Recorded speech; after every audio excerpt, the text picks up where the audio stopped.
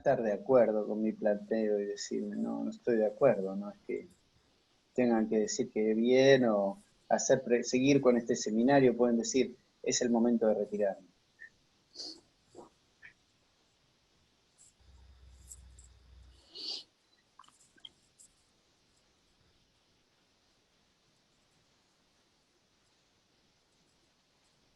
No se entendió nada de lo que dije. Yo Sí, puedo a hacer mí un me... comentario. Ah, dale. Dale, dale. No, no, no. Sí, No, no, Ariel. yo ya hablé. Ah, Ariel, dale. Yo quería hacer un comentario que me pareció muy interesante, que es el siguiente. En un momento hablabas del abandonarse. Había llamado tanto la atención esta cuestión de la introducción de que mostraste la imagen del libro, y ahí hablaste de esta cuestión en el analista de abandonarse. Retomaste esto de abandonarse a las memorias inconscientes, ¿no? Sí. Como modo de ejemplificar que el analista se habilita a utilizar sus ocurrencias como parte del proceso asociativo, digamos, ¿no? Y se me armaba algo de ese abandonarse y se me ponía en línea con otra cosa que recuperás y realzás y que me parece muy interesante porque tiene mucha afiliación freudiana, que es lo de abstinencia. Porque hablaste de un sesgo de la abstinencia que me parece muy interesante de recuperar, que la abstinencia del analista radica en no interpretar transferencialmente. Es decir, que en todo caso sería, me parece a mí, un modo que se me ocurre de decirlo es abandonarse de su propio yo, digamos. Ese movimiento, ¿no?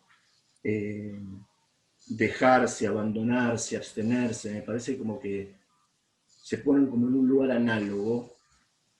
Y por otro lado dan cuenta de lo que se dice a modo de estribillo hace tiempo, que es que la resistencia al analista, digamos, me parece que es un punto paradigmático para ubicarlo ahí, en ese modo de interpretación. Sí, yo creo que Eso. la noción de ocurrencia transferencial funciona bien para pensar eso, digamos, ¿no? Porque es necesaria la abstinencia, pero la abstinencia no es de cualquier cosa. La abstinencia no es permanecer como una especie de muerto, sino jugar el papel del muerto en el bridge, que es el que muestra todas las cartas sobre la mesa. ¿Eh? Entonces, ¿qué quiere decir eso? En principio, si hay una pasión imaginaria que se juega con el paciente, esa es la que hay que abstenerse de presentar, pero para que se habilite la lectura y la interpretación, no de lo imaginario, de la relación transferencial, sino si algo nos puede llevar por la vía del significante al impedimento vital, que es el síntoma. Es importante que algo de la efusión transferencial nos lleve y nos dé material para poder interpretar el síntoma. Me cuesta salir, llego tarde a todos lados, y este llegar tarde tiene que ver con los pensamientos y las fantasías. Y eso tiene además que ver con la vergüenza que yo siento de estar y la tristeza de no estar, ¿no? Ya esa cadena de remisión hace que la abstinencia se produzca, no porque yo me muestro como un cirujano, sino porque está claro que el síntoma que se presentó en la transferencia guarda relación con el síntoma esencial del sujeto. Entonces, ya lo otro se desinfla, inclusive cuando eso puede ser una cosa de hostilidad, pero si se detecta una línea de remisión, el análisis se produce. Es el análisis de la transferencia, pero no porque lo tomemos en su valor pasional, sino justamente en un valor que es significante, de materialidad que nos permite escribir la expresión efectiva del síntoma y la letra que se repite. Ahora la otra pregunta, Sofía. A menos que Nicolás quiera decir algo porque vos ya hablaste, Sofía. Sí, por eso. No, pero igual Sofía hablás y te estaba haciendo un chiste. No, yo me preguntaba por los efectos de esa maniobra, digamos, ¿no? Si después, en el curso del análisis, hubo efectos en su vida cotidiana, digamos, ¿no? A partir de lo que ella pudo empezar a decir. Está buena la pregunta por la eficacia. Yo creo que el psicoanálisis tiene que ser eficaz, así que me parece pertinente. Sí, es muy importante, por lo menos, ya que en la escena del análisis, en el trabajo del análisis, la paciente se empieza a preguntar por esa vergüenza, ¿no? Ese síntoma primario de la enfermedad ya es un avance analítico, digamos, como ya eso, viste, que sea el elemento. Yo vengo a hablar de esto, porque además, cómo se enfunda el síntoma a veces, ¿no? Esa pequeña vergüenza, de pronto empieza a construir capas alrededor como para no resolverse, ¿no? No, porque en ese lugar, vos fijate, son todos mala onda, ¿qué voy a hablar? No, y yo no tengo nada interesante para decir. No. Toda una cantidad de capas sobre eso que hacen cada vez más difícil de analizar la causa de la vergüenza, que es sexual y infantil. Pero está enfundada en un montón de justificaciones, que nada tienen que ver con la causa del síntoma.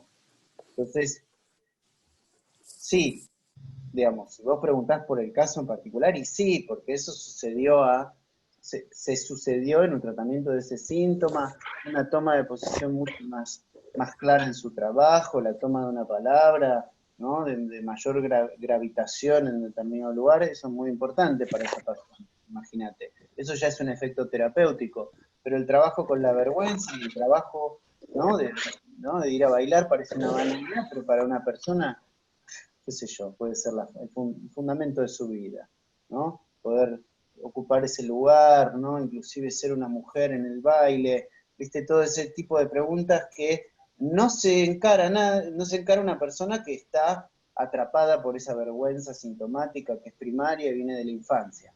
Entonces, sí, digamos, yo podría decir que sí. Y es la manera que yo conozco de ayudar a las personas, porque andar a decirle a un paciente, no, vos dejá de tener esa vergüenza y avanzá, produce unas angustias bárbaras, digamos, ¿no? Primero hay que analizar lo que se pone en juego. Nico. Lo que me quedé pensando, lo que dijo Ariel, me pareció muy interesante. Dice dos cosas ahí en relación al trabajo del analista que me parece sería bueno por ahí para desarrollar un poquito más, que tiene que ver con la abstinencia y con la resistencia, ¿no? Que es un latiguillo que se escucha un montón, ¿no? La resistencia es siempre el analista. No sabemos muy bien qué quiere decir con eso a veces, pero lo dicen, ¿no? Como estableciendo que si el analista no hace algo es porque resiste, o si hace tal cosa, o se escucha tal otra y no escucha tal otra es porque resiste, ¿no? Es como una clínica autorreferencial del analista, ¿no? Me parece que lo que produjo eso es perder de vista un poco algo que vos estás planteando, que a mí me parece fundamental y que lo charlamos nosotros un montón de veces, que tiene que ver con los efectos terapéuticos del psicoanálisis. Que el psicoanálisis, independientemente de todo el desarrollo que ha tenido, se ha originado como una práctica terapéutica para asistir a quien está sufriendo por algo, ¿no? Después, bueno, sí. Eso ni hablar. Eso para empezar, tiene que ser eficaz terapéuticamente. Pero ¿cómo, viste? Tampoco se dice cómo. Bueno, entonces Tampoco alcanza con realizar una figura pretendida de la abstinencia. Ser abstinente. Claro, ¿no? me pareció muy interesante lo que plantea Ariel, digamos, interpretando también lo que estabas diciendo vos, ¿no? Cómo Sí. ese movimiento o esa interpretación de lo que vos planteás como ocurrencia preferencial, que implica que no necesariamente todo lo que produce el paciente ahí tiene que ver con el analista en el sentido de si llega tarde es porque yo vengo a representar tal cosa, o si hace tal cosa es porque yo hice tal otra, ¿no? Sino preguntarse también un poco a qué va eso, digamos, ¿no? Porque también es clausurar las asociaciones de eso. Es paranoia. Claro. Es la estructura, es el filo mortal del estadio del espejo. Interpretar en función de lo que me hace a mí. No puede ser O sea, no digo que la transferencia no tenga una faz imaginaria, pero la solución seguramente no es por ese lado, no es por una interpretación imaginaria que eso va a arrojar los frutos, no nos va a dar sustancia analítica. Es importante que nos dé material de trabajo la efusividad transferencial, porque además es una oportunidad. No es algo que hay que no esté, no, tiene que aparecer, pero es una oportunidad para que decante un material que escriba la expresión efectiva del síntoma. Y claro que no tiene nada que ver con nosotros el síntoma, sino más bien que el análisis hace como un forzamiento y el síntoma empieza a dialogar con nosotros, porque estamos ahí. Pero síntoma se basta a sí mismo, no quiere hablar con nadie, dice Lacan en el seminario 10. ¿Eh? Me acabo de dar cuenta que tengo una manga remangada y otra no.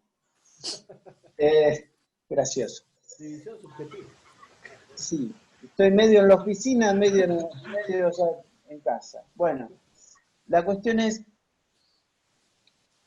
No, me arremango ahora para trabajar un poco más, en realidad.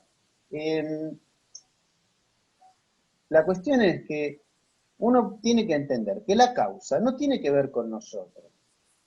Sí que nos hace la transferencia, nos hace el favor de traernos la causa a nosotros, para poder producir análisis.